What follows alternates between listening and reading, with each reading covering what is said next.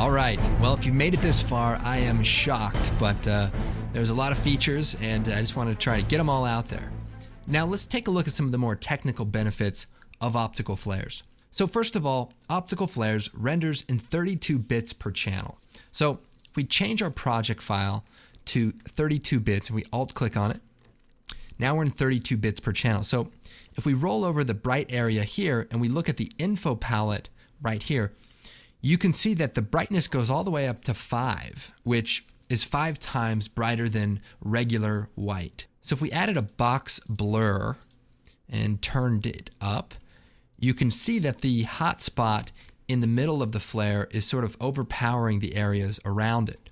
Now, if I were to change back to 16 bits, you can see that the image gets more flat because it no longer has that data. So 32 bits per channel, for those who know, it's a great feature, and it sure makes sense to have it on a light-based plugin. Now, another cool thing is that optical flares is GPU supported. Now, you may not have a video card that supports it, but if you do, you're going to get some speed enhancements. And by the way, with the GPU, it also renders up to 32 bits per channel. So whether you're working in 8 bits or 32 bits, you're still going to get some speed improvements. So going down the list here, now optical flares has a few options for rendering. Now, say I made my solid accidentally, a different color than black.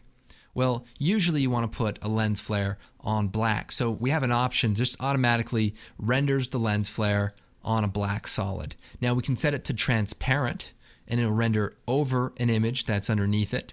Or you can set it to render over the original image. So now we have the lens flare on our red solid. Now I like to render on black and then set my transfer mode to screen so that I can actually composite it. And the benefit is it's easier to color correct when it's on black than when it's on transparent. So just a quick tip. Now another cool feature is optical flares renders in custom views.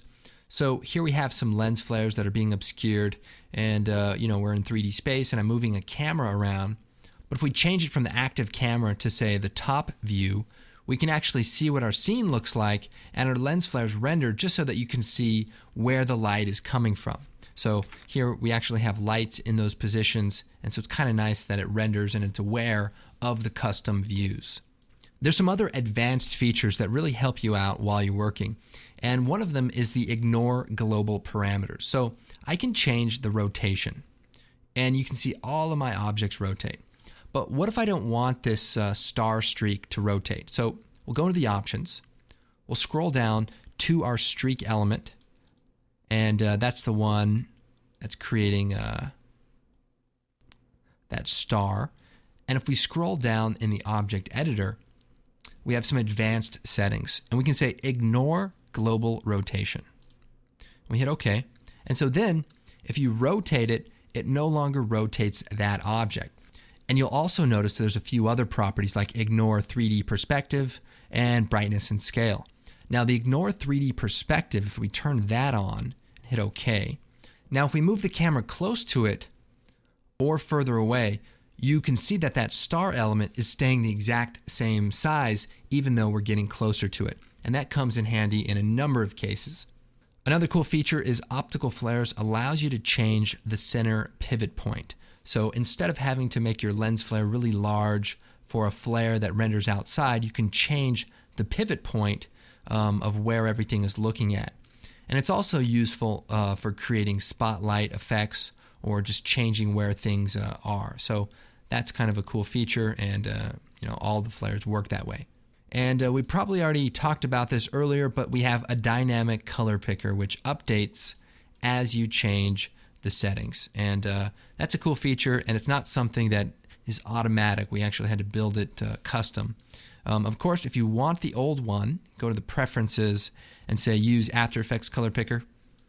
And it's not live, but it is sadly familiar. So either way, you can get the best of both worlds, or just use ours. I don't know why you would use the other one, but it's probably someone that is out there thinking, man, if only I still had that old color picker, I could get this job done. Well, fret not, sir. We have you covered. All right, guys, this has been a pretty fun, pretty in-depth look at optical flares. The cool thing, it's very easy to use. You can start with a small flare and you can build up to a complex masterpiece. Well, I'm Andrew Kramer, and we'll see you next time.